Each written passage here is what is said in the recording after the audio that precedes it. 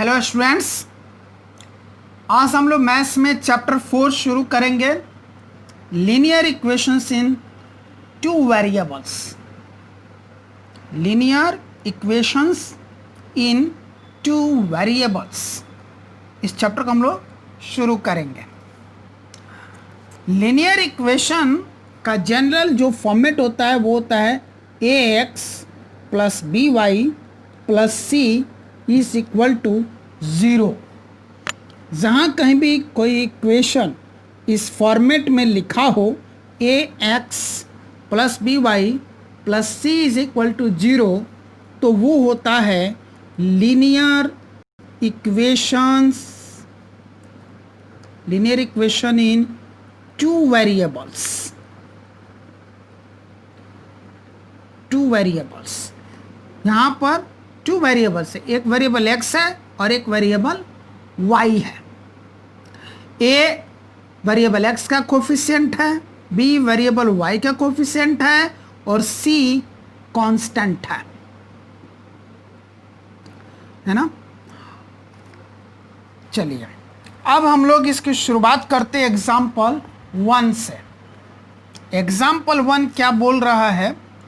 Write each of the following equations in the form ax plus by plus c is equal to 0 and indicate the values of a, b and c in each case। इन सभी को हमें इस form में ax plus by plus c equal to 0 के form में लिखना है और फिर हमको बताना है कि a का वैल्यू कितना है, b का वैल्यू कितना और c का वैल्यू कितना है। आइए शुरुआत करते हैं हम एग्जाम्पल 1। फर्स्ट पार्ट है 2x plus 3y is equal to 4.37। हमें इसको किस फॉर्म में नोट करना है? हमको इसको लिखना है इस फॉर्म में ax plus by plus c is equal to 0 के फॉर्म में, इस फॉर्म में लिख देना है। तो आइए लिखते हैं।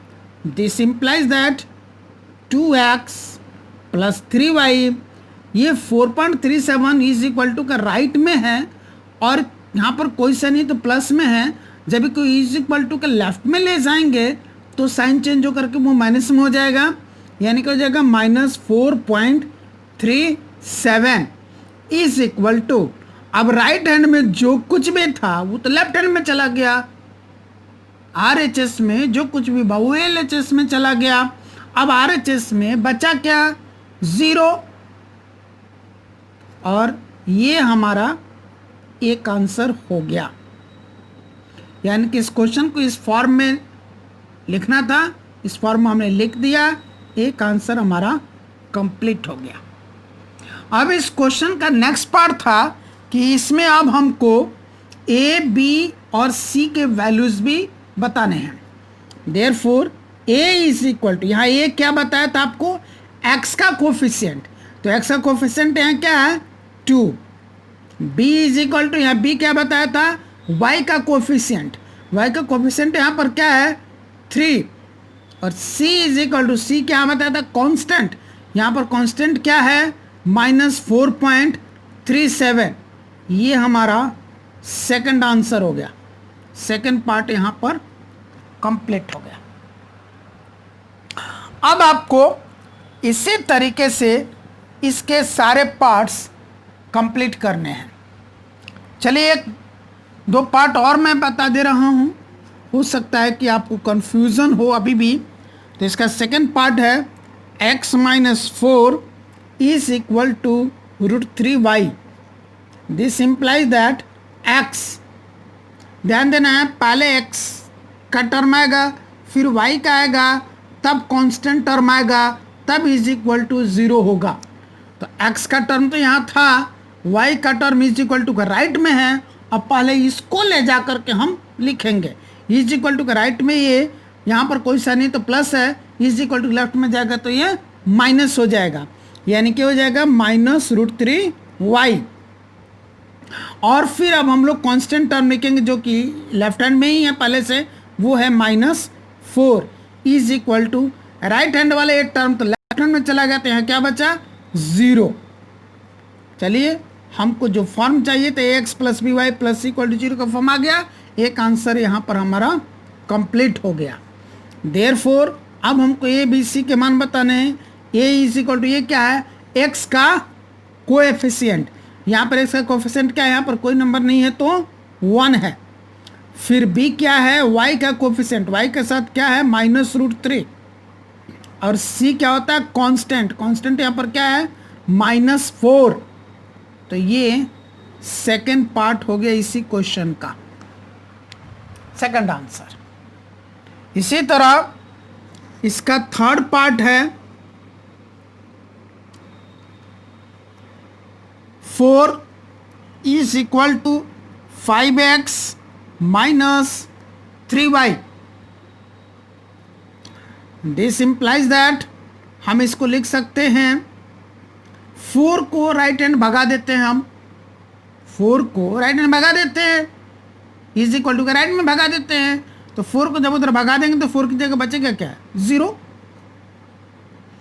और RHS में पहले से हमारे पास है 5x माइनस 3y। LHS से जो 4 आया है, LHS में 4 के साथ है कोई सा नहीं तो प्लस में है, RHS में आया तो माइनस हो गया, -4 हो गया। इस टर्म को हम ऐसे लिखने के बजाय अगर ऐसे लिख दें, पलट करके लिख दें तो क्या हो जाएगा, 5x minus 3y minus 4 is equal to 0। ऐसे भी हम लिख सकते हैं। और ये हमको जो फॉर्मेट चाहिए था ax plus B Y plus C equal to 0, वो फॉर्म में ये आ गया। अब यहाँ पर हमको ए बी सी के मान लिखने हैं। ए हो गया x का कोफिशिएंट 5, b हो गया y का कोफिशिएंट -3 और c हो गया कांस्टेंट टर्म यानी कि -4। यही हमारे आंसर्स हो गए जी। इसी तरह चलिए इतना बता ही दिया तो फोर्थ पार्ट भी बता दूं मैं। 2x is equal to y, this implies that 2x, y यहाँ पर इज इक्वल टू राइट में इसके साथ कोई साइन नहीं तो प्लस का साइन है, जब लेफ्ट में जाएगा तो माइनस हो जाएगा, -y इज इक्वल टू, अब राइट हैंड में बचा क्या, 0। This implies that 2x minus y यानी कि ax प्लस बी वाई का फॉर्म तो आ गया, प्लस c चाहिए। अब यहाँ पर कुछ भी नहीं है तो c की जगह हम +0 लिख सकते हैं। किसी भी नंबर में 0 प्लस का तो आप वैल्यू वही रहता है ना, तो +0 लिखने से कोई फ़र्क नहीं पड़ रहा है, बट हमारा जो रिक्वायरमेंट है वो फुलफिल हो रहा है। तो +c हमने लिख दिया इज इक्वल टू 0, यानी कि उस फॉर्मेट में हमने इसको अरेंज कर दिया ax plus B Y plus equal to 0 के फॉर्म में। अब हमको ए बी सी के मान भी लिखने थे। Therefore a is equal to यानी कि x का coefficient 2, b is equal to y का coefficient -1 and c is equal to constant term जो कि है 0। ये हमारा सेकंड आंसर और ये था हमारा फर्स्ट आंसर। तो एग्जाम्पल 1 कंप्लीट हुआ। अब हम देखते हैं कि एग्जाम्पल 2 क्या कहता है।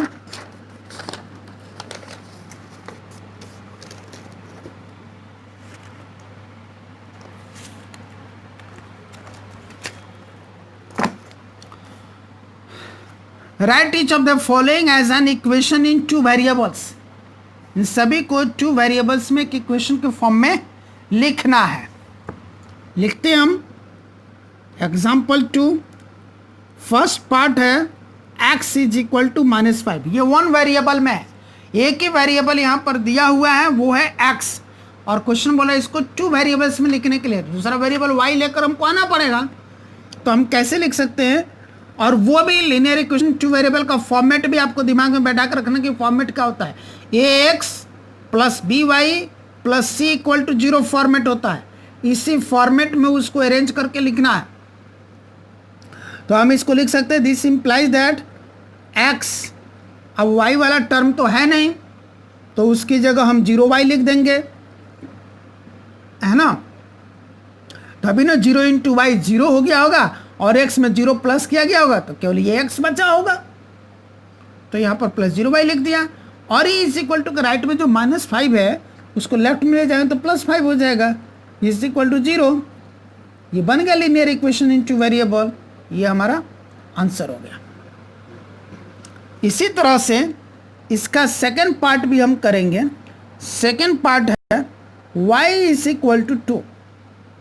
दिस इम्प्लाई दैट अब यहाँ पर x का टर्म नहीं है तो हम उसकी जगह 0x लिख सकते हैं, तब ये 0 इंटू एक्स 0 हो गया होगा, और 0 प्लस y y हो गया होगा प्लस y, और ये इज इक्वल टू राइट में 2 है, यहाँ कोई सा नहीं तो प्लस है, ये लेफ्ट में जाएगा तो क्या हो जाएगा -2 हो जाएगा, इज इक्वल टू 0। बन गया ना form ax plus B Y plus equal to 0 का।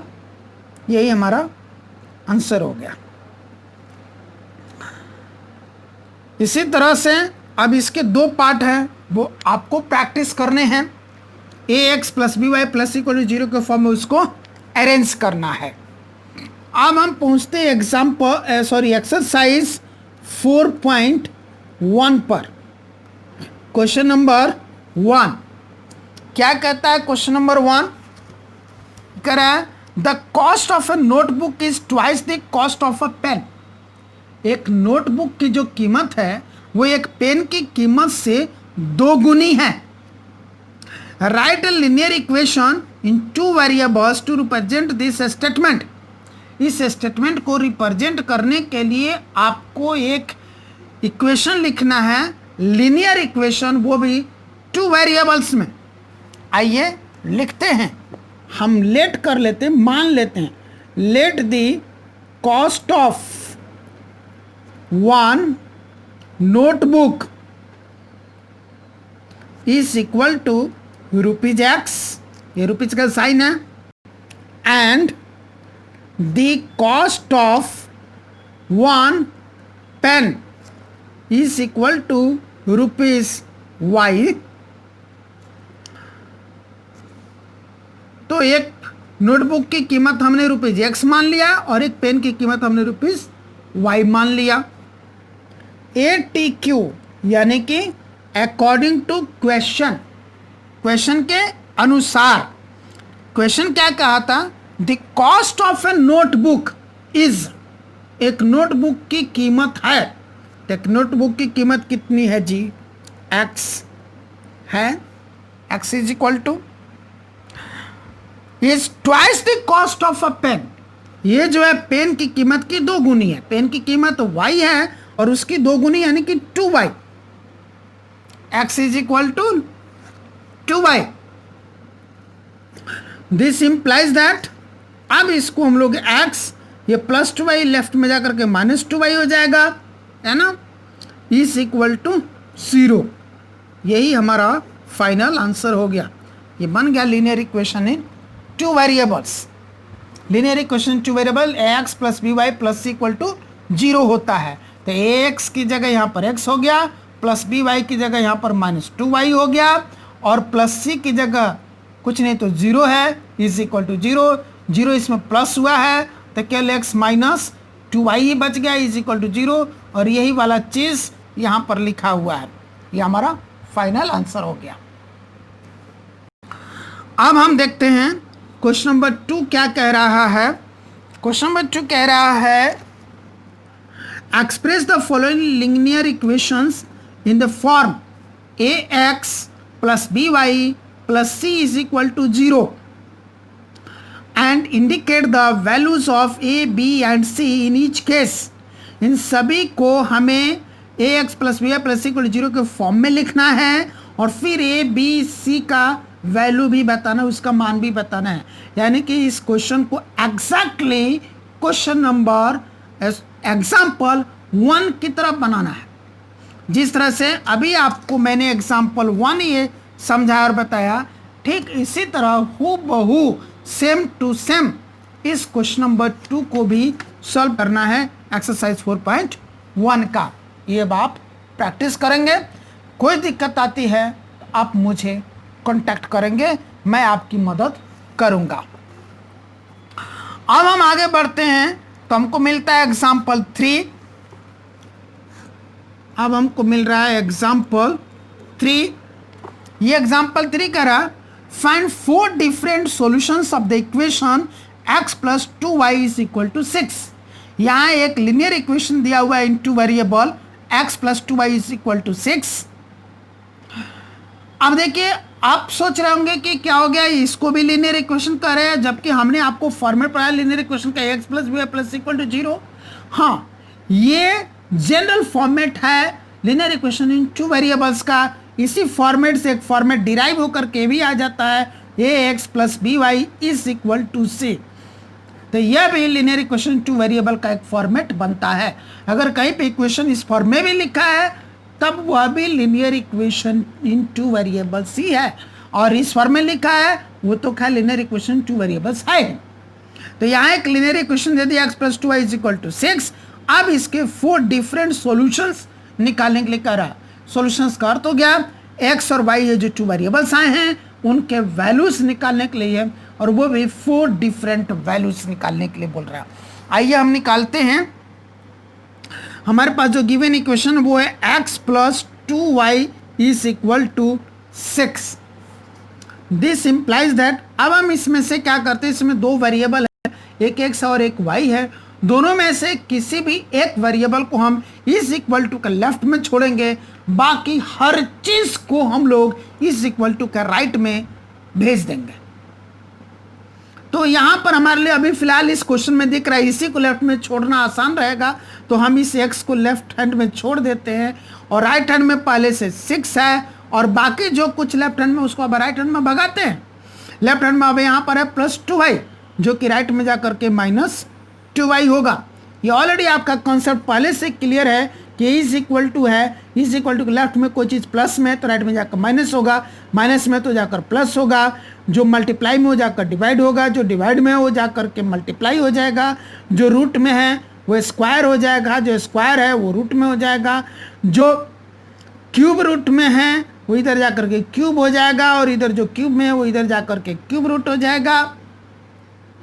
सिमिलरली जब राइट से लेफ्ट में जाएगा तब भी होगा, माइनस जाकर प्लस होगा, प्लस जाकर माइनस होगा, डिवाइड जाकर मल्टीप्लाई होगा, मल्टीप्लाई जाकर डिवाइड होगा, स्क्वायर जाकर रूट होगा, रूट जाकर स्क्वायर होगा, क्यूब जाकर क्यूब रूट होगा, क्यूब रूट जाकर के क्यूब होगा। सेम प्रोसेस यहाँ पर यूज हुआ। ये प्लस 2y था, यहाँ करके माइनस 2y हो गया। इस तरह की चीज़ें हमने पहले भी यहाँ पर सॉल्व जब किए थे तो हमको मिले थे और हमने यूज़ किए थे, अभी भी यूज करो और आगे भी यूज करते रहेंगे। तो ये कंसेप्ट बिल्कुल दिमाग में बैठा कर रखना आपको। अब हम क्या करें कि राइट हैंड में जो वेरिएबल आया है उसके लिए हम अपनी मर्जी से कोई भी वैल्यू ले सकते हैं, और उस वैल्यू को फिर यहाँ पुट करेंगे तो जो वेरिएबल लेफ्ट हैंड में है उसके लिए वैल्यू निकल करके आएगा। तब हम आगे कैरी करते हैं for y is equal to, अब y के लिए हम अपनी तरफ से एक वैल्यू ले लेते हैं। मानिए यहाँ पर हमने 0 ले लिया तो x इज इक्वल टू क्या हो जाएगा 6 माइनस 2 इंटू वाई की जगह 0, यानी कि 6 माइनस 2 इंटू 0 0, 6 माइनस 0 क्या हो गया 6। इसी तरह for y is equal to y के लिए अब हम वैल्यू मान लिए 1 ले लेते हैं। यहाँ पर 0 या माइनस में कोई भी नंबर हम ले सकते हैं और प्लस में भी कोई भी नंबर हम ले सकते हैं। कोई भी होल नंबर हम ले करके अपना कैलकुलेशन कर सकते हैं, चाहे वो 0 हो या पॉजिटिव होल नंबर हो या नेगेटिव होल नंबर हो। नेगेटिव होल नंबर तो इंटीजर्स के अंदर आ जाता है, यानी कि सीधा सीधा हम कहें या तो पॉजिटिव इंटीजर, नेगेटिव इंटीजर या फिर 0, हम कुछ भी रख सकते हैं। कई जगह ज़रूरत पड़ती है तो हम डेसिमल में भी नंबर से यहाँ पर पुटअप करते हैं, तो कोई भी नंबर हम रख सकते हैं अपनी इच्छा के अनुसार और अपनी सुविधा के अनुसार, जिसमें हमारे लिए कैलकुलेशन करना इजी हो वही हम ले लेते हैं। और फिर ये जो वेरिएबल है इसका वैल्यू तो अपने आप कैलकुलेट होकर के आता है, जैसे कि यहाँ पर आया है। तो यहाँ अब हमने y के लिए 1 ले लिया तो x इज इक्वल टू क्या हो जाएगा 6 माइनस 2 इंटू वाई की जगह 1, 6 माइनस 2 1 जा 2 और 6 माइनस 2 हो गया 4। Similarly for y is equal to अब हम ले लेते हैं 2, तो x इज इक्वल टू क्या हो जाएगा 6 माइनस 2 इंटू वाई की जगह 2, this is equal to 6 minus 2 2 जा 4 और 6 माइनस 4 कितना हो गया 2। Similarly for y is equal to 3, हम 3 ले लेते हैं तो x कितना हो जाएगा 6 माइनस 2 इंटू वाई की जगह 3, this is equal to 6 minus 2 3 जा 6, 6 माइनस 6 क्या हो गया 0 हो गया। Therefore 4 FOUR 4 different solutions could be, 4 different solutions क्या क्या हो सकते हैं? एक तो हो गया 6 x6 y0, दूसरा हो गया 4 1, तीसरा हो गया 2 2 और चौथा हो गया 0 3। यही हमारे आंसर्स हो गए। जब भी हम आंसर लिखेंगे तो ब्रैकेट में लिखेंगे पेयर अप करके, और पहले x का वैल्यू लिखेंगे फिर y का वैल्यू लिखेंगे। तो ये एग्जाम्पल 3 यहाँ पर कंप्लीट हुआ। इसी तरह एग्जाम्पल 4 क्या कहता है ये देखते हैं हम लोग। एग्जाम्पल 4 कह रहा है find 2 solutions for each of the following equations. नीचे जो इक्वेशंस दिए गए इनके लिए 2 सॉल्यूशंस आपको निकालने हैं। जैसे एग्जाम्पल 3 में 4 डिफरेंट सॉल्यूशंस निकालने थे, वैसे ही एग्जाम्पल 4 में 2 डिफरेंट सॉल्यूशंस निकालने हैं। सेम पैटर्न पर हम कैरी करेंगे, क्वेश्चन में कोई डिफरेंस नहीं है। इसको अब आप प्रैक्टिस करेंगे। आगे हम बढ़ते हैं तो एक्सरसाइज 4.2 मिलता है।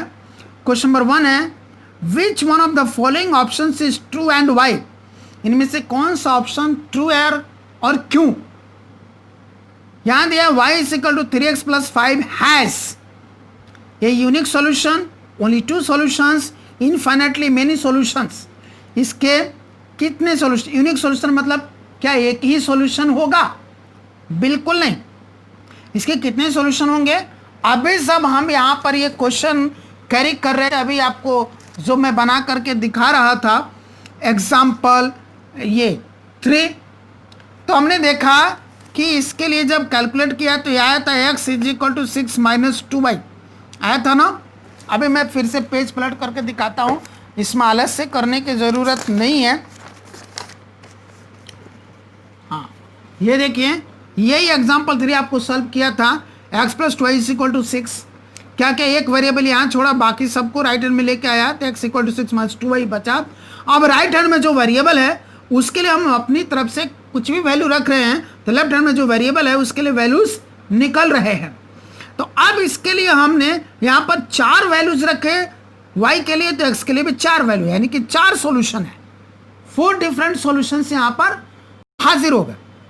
अगर इसके बाद भी हम और वैल्यूज रखते चले जाएं y के लिए 4 5 6 7 8 9 10 एंड सो ऑन, आगे लेते चले जाएं इन्फिनिटी तक पॉजिटिव में, या फिर अब हम निगेटिव में चले जाएं तो -1 -2 -3 -4 -5 and so on minus infinity तक रखते चले जाएं, या फिर हम डेसिमल्स में नंबर रखते चले जाएं, तो x के वैल्यूज निकलते चले जाएंगे ना।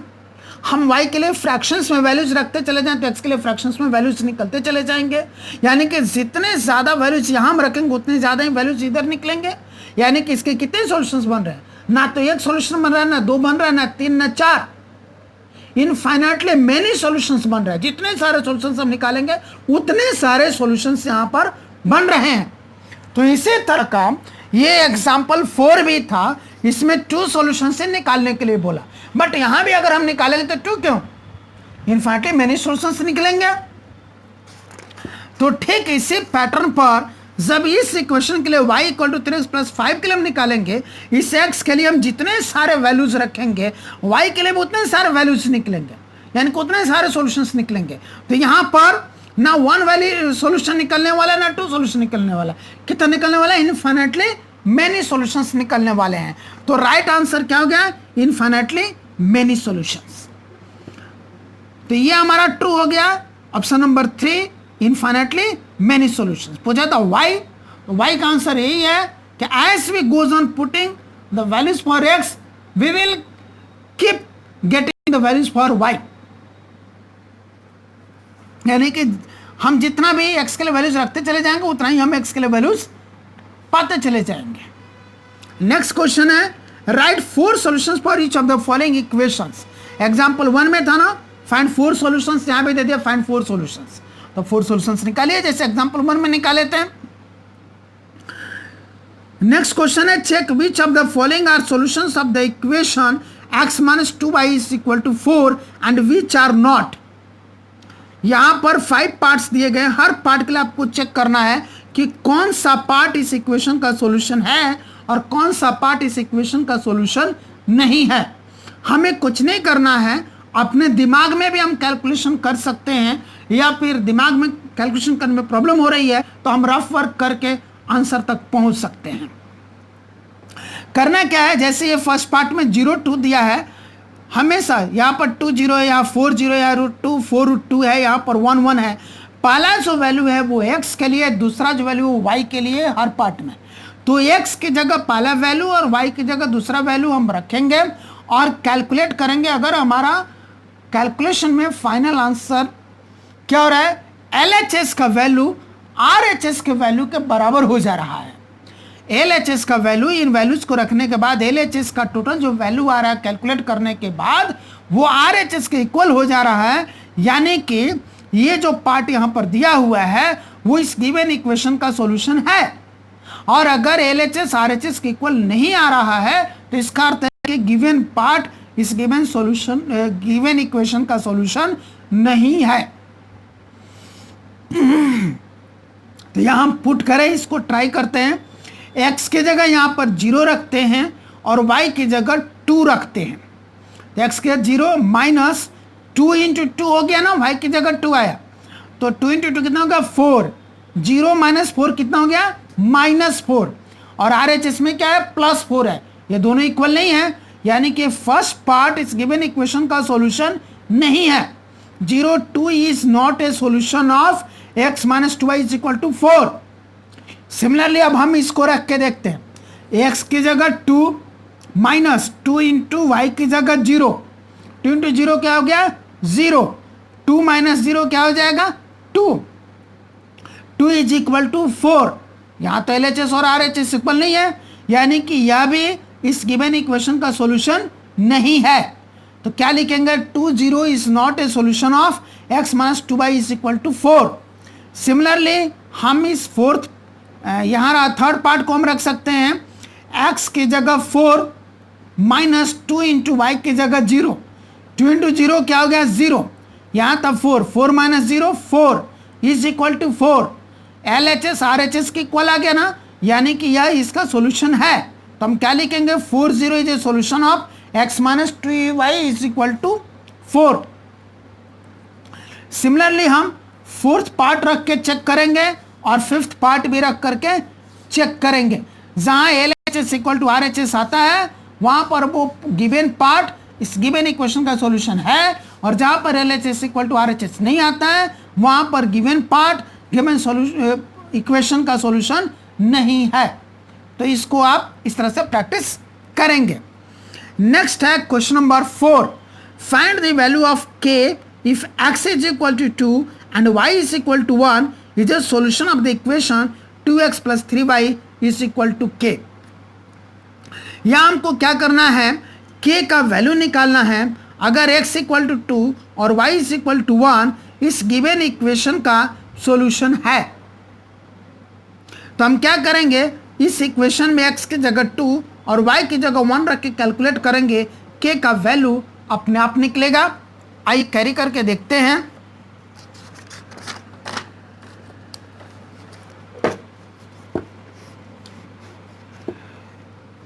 क्वेश्चन नंबर 4, गिवन इक्वेशन है 2x plus 3y is equal to k।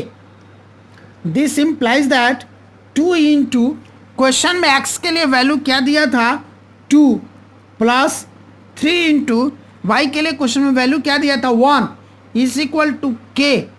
This implies that 2 2s are 4 plus 3 1s 3 is equal to k. This implies that 4 plus 3 7 is equal to k. This implies that इसी को पलट के लिखेंगे तो k is equal to 7, और यही हमारा final answer हो गया। तो यहाँ पर हमारा एक्सरसाइज 4.2 भी समाप्त होता है। अब आपको क्या करना है होमवर्क में कि एग्जाम्पल 1 2 3 एंड 4, ये 4 एग्जाम्पल्स के सारे पार्ट्स प्रैक्टिस करने हैं। उसके बाद एक्सरसाइज 4.1 और एक्सरसाइज 4.2 के सभी क्वेश्चंस के सभी पार्ट्स आपको थोरोली प्रैक्टिस करनी है। कहीं भी कोई डाउट है, दिक्कत आ रही है, परेशानी आ रही है, देन बेहिचक मुझे कंसल्ट करें। जब हम लोग अगली क्लास में मिलेंगे तो इसके आगे कंटिन्यू करेंगे graph of a linear equation in 2 variables, यानी कि अब आगे के क्वेश्चंस ग्राफ बेस्ड हैं, इसको हम लोग करेंगे नेक्स्ट क्लास में। Thank you.